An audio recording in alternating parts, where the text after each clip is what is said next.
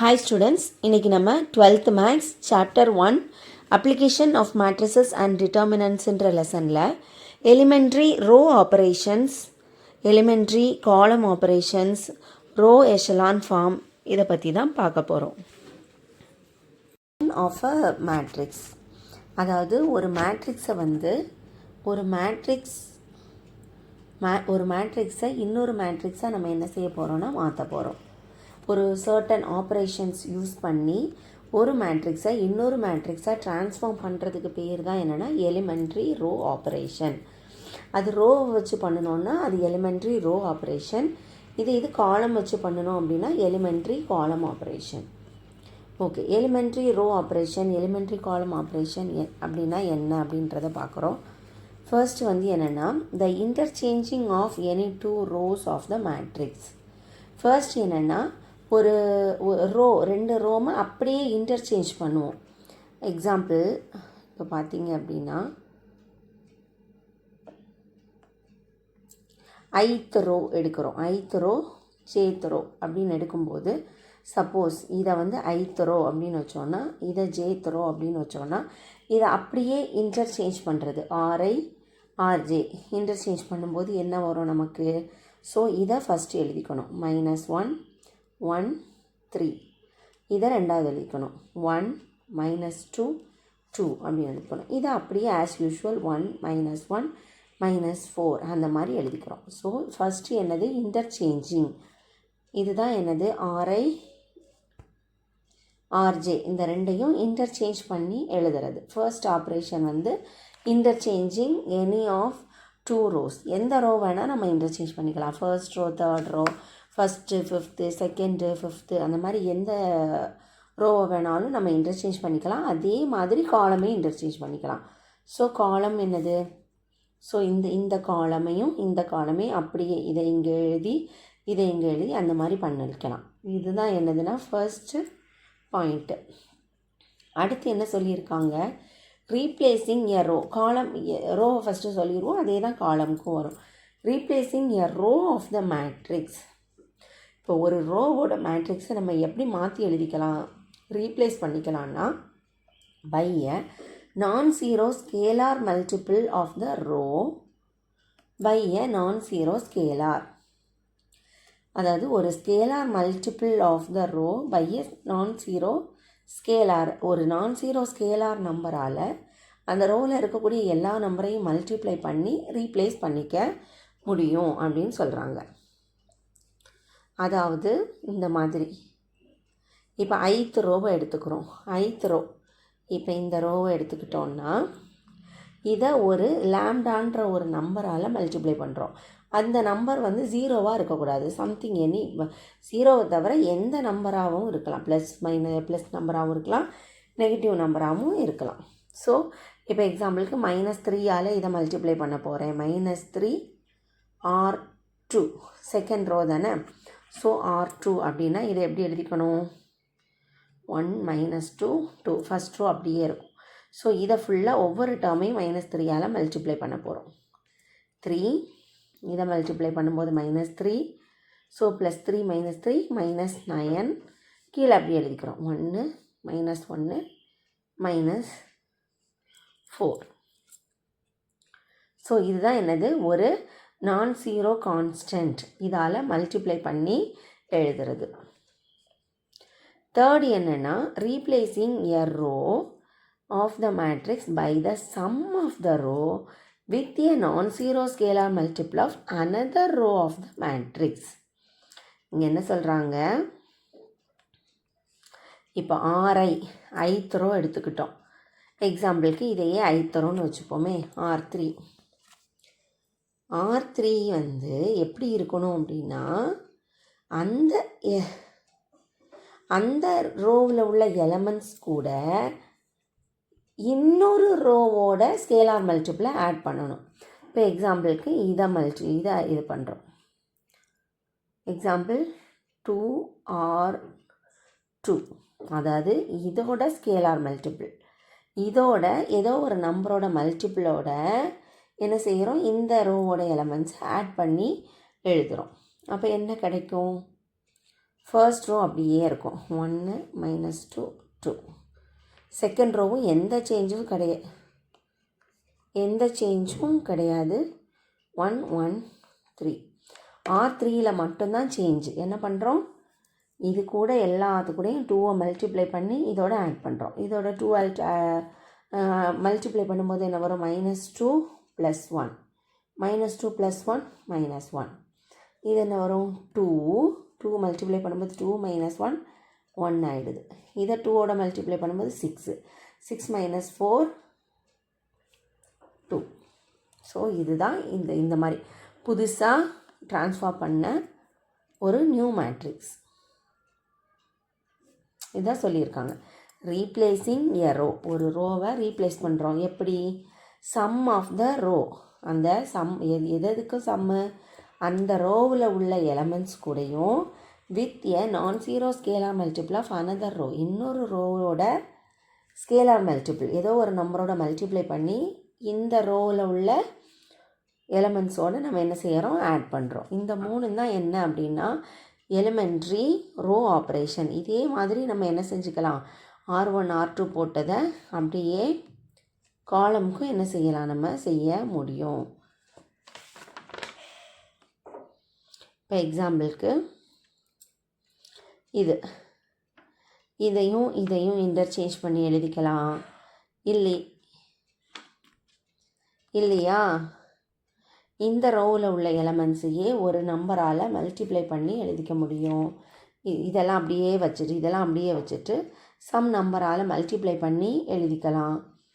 இல்லை இந்த ரோவை ரீப்ளேஸ் பண்ணுறோம். எப்படி ரீப்ளேஸ் பண்ணுறோம், ஏதோ சம்திங் வேறு ஒரு காலம் இந்த காலமோட ஸ்கேலார் மல்டிப்ளை பண்ணி அதை இது கூட ஆட் பண்ணி அந்த மாதிரி எழுதிக்கலாம். சேம் ரோக்கு என்ன பண்ணமோ அதே தான் காலமுக்கும். அதே தான் இங்கே இந்த கண்டென்ட் ஃபுல்லாகவே அதுதான் சொல்லியிருக்காங்க. இதுலேயுமே அதே தான் சொல்லியிருக்காங்க. இப்போது இதில் ஒரு டெஃபினிஷன் கொடுத்துருக்காங்க. 2 matrices A and B of same order. ஏயும் பியும் சேம் ஆர்டராக இருக்கும் எப்போ அப்படின்னு சொல்கிறாங்கன்னா,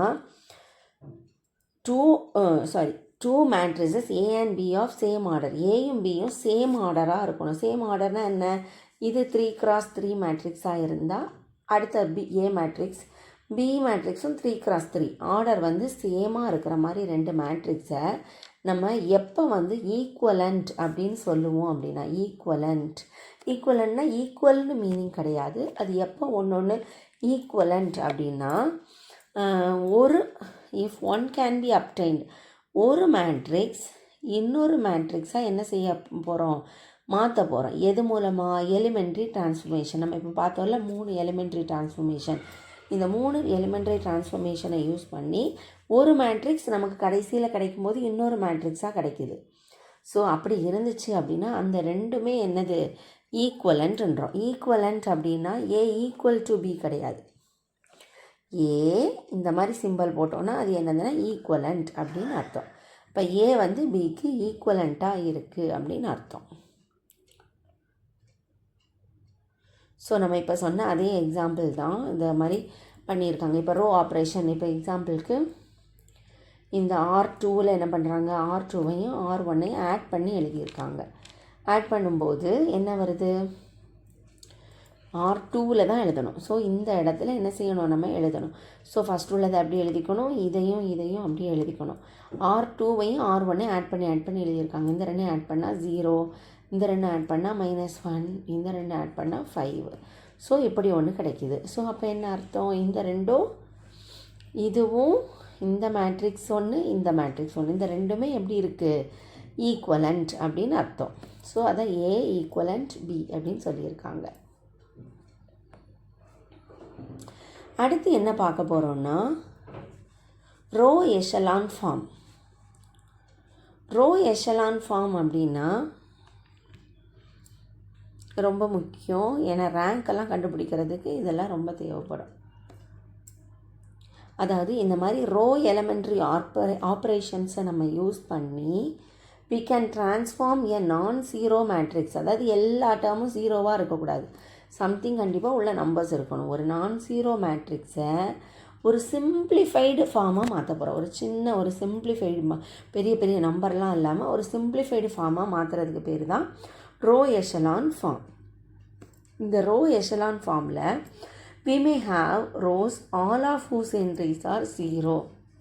அதில் வந்து நிறைய ரோஸ் வந்து இந்த மாதிரி 0 0 0 அப்படின்ட்டு 0 ரோஸ் என்ன செய்யலாம் இருக்கலாம். இந்த ரோவுக்கு பேர் தான் எல்லா டேர்மும் 0. இந்த ரோவில் எல்லா டேர்மும் 0வாக இருந்துச்சுன்னா அது 0 ரோஸ் அப்படின்னு சொல்லுவோம்.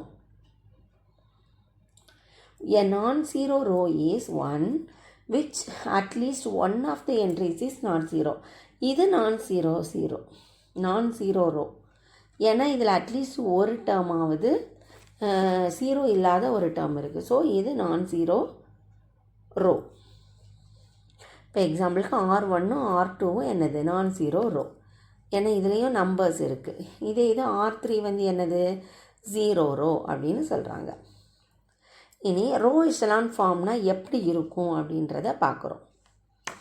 ஒரு நான்-ஜீரோ மேட்ரிக்ஸாக இருக்கணும். அதை எப்போ ரோ எஷலான் ஃபார்ம் அப்படின்னு சொல்லுவோன்னா all 0 rows of E occur below every non-zero row of E. அப்போ இது non-zero row, இது non-zero row, இது 0 row. அப்போ இந்த non-zero rowக்கு கீழே தான் இந்த 0 row இருக்கணும் அப்படின்றது ஃபஸ்ட்டு பாயிண்ட்டாக சொல்கிறாங்க ரோ எஷலான் ஃபார்முக்கு. The first non-zero element in any ith row of E. அதாவது ஒரு ரோ எடுத்துக்கிறோம். அந்த ரோவில் ஒரு ஃபர்ஸ்ட் non-zero எலமெண்ட். இப்போ எக்ஸாம்பிளுக்கு ஆக்சுவலி இது வந்து ரோ எஷலான் ஃபார்மில் இருக்கக்கூடிய ஒரு மேட்ரிக்ஸ். ஒரு ரோ ஃபர்ஸ்ட்டு இப்போ இது வந்து என்னதுன்னா ஒரு நான்-zero எலமெண்ட் அப்படின்ற மாதிரி எடுத்துக்கிறோம். இந்த ரோ ஐத் ரோ அப்படின்னு வச்சுக்கிட்டோம் அப்படின்னா இதுதான் அந்த ஐத் ரோவில் இருக்கக்கூடிய ஃபஸ்ட்டு நான்-zero எலமெண்ட். ஐத் ரோ வந்து என்னென்னா இந்த அக்வஸ் இந்த ஜேத் காலம் ஆஃப் இ. அது எந்த காலமில் இருந்துச்சு? தேர்டு காலமில் இருந்துச்சு. ஸோ செகண்ட் ரோவில் தேர்டு காலமில் இருக்குது. செகண்ட் ரோவில் தேர்டு காலமில் இந்த நான்-zero எலமெண்ட் இருக்குது. அப்போனா என்ன சொல்கிறாங்க? அந்த ஜேத்து காலம்க்கு கீழே இருக்கக்கூடிய எல்லா எலமெண்ட்டும் 0வாக இருக்கணும் அப்படின்னு சொல்கிறாங்க. Then all other entries in the jth column of E below the first nonzero element of row I are 0 அப்படின்னு சொல்லியிருக்காங்க. அதுக்கு கீழே இருக்கக்கூடிய ரோஸ் இருக்குல்ல, அந்த ஐத் ரோ, அதாவது செகண்ட் ரோக்கு கீழே இருக்கக்கூடிய அந்த காலமில் இருக்கக்கூடிய எல்லா எலமெண்ட்ஸும். ஸோ இந்த காலம் தேர்டு காலமில் இருக்கக்கூடிய இந்த செகண்ட் ரோக்கு கீழே இருக்கக்கூடிய இந்த காலமில் இருக்கக்கூடிய எல்லா எலமெண்ட்ஸும் 0வாக இருக்கணும் அப்படின்ற மாதிரி சொல்லியிருக்காங்க. ஸோ இங்கே நமக்கு 0வாக தான் இருக்குது.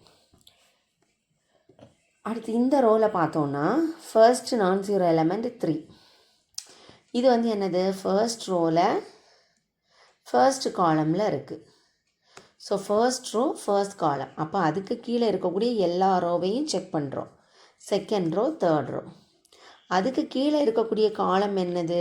காலமில் உள்ள எலமெண்ட்ஸ் இது ஃபுல்லாகவே அப்படி இருக்குது, 0வாக இருக்குது. ஸோ இது என்னது? ரோ எஷலான் ஃபார்மில் இருக்குதுன்னு சொல்லிடலாம்.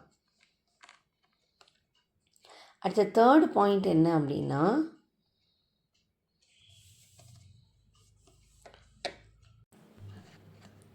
the first non-zero entry in the ith row of E. அதாவது ஒரு மேட்ரிக்ஸில் ஐத் ரோ எடுத்துக்கிறோம். அதில் ஃபர்ஸ்ட்டு நான்-zero என்ட்ரியை எடுக்கிறோம். அது வந்து எப்படி இருக்கும்னா left of the first nonzero entry in the I + 1th row of E. இப்போ ரோ எஷலான் ஃபார்மில் இருக்கக்கூடிய ஒரு மேட்ரிக்ஸ் எடுத்துட்டோம் அப்படின்னா இப்போ ஃபஸ்ட்டு மேட்ரிக்ஸ் இதையே எடுத்துக்கிறோம். எடுத்துகிட்டு இதில் ஃபஸ்ட்டு நான்-zero என்ட்ரி என்னது? 3. ஓகேவா? இது வந்து ஃபர்ஸ்ட் ரோ.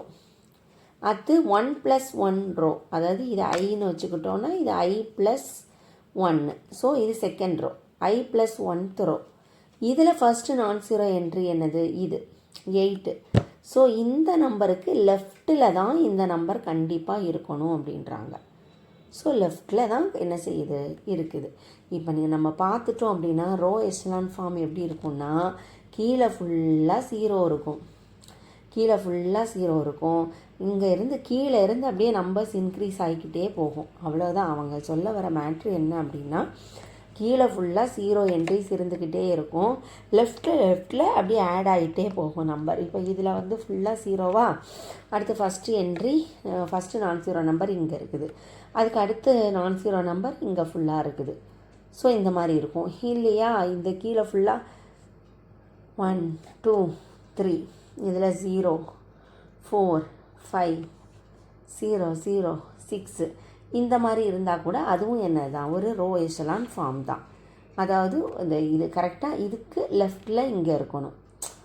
இதோட லெஃப்டில் மேலே இருக்கிறதோட நான்-0 நம்பர் இருக்கணும். அந்த மாதிரி இருந்துக்கிட்டே இருக்கணும் அப்படின்றத சொல்கிறாங்க. இப்போ ஒரு ஃபஸ்ட்டு நான்-0 என்ட்ரி இங்கே இருக்குன்னா அதுக்கு கீழே உள்ள நம்பர்லாம் என்னது 0வாக இருக்கணும். இங்கே ஃபஸ்ட்டு நான்-0 எலமெண்ட் ஃபஸ்ட்டு காலமில் இருந்ததுன்னா அதுக்கு கீழே உள்ள நம்பர்ஸ் எல்லாம் 0வாக இருக்கணும் அப்படின்றாங்க. இவ்வளோதான் என்னது ரோ எச்சலான் ஃபார்ம்.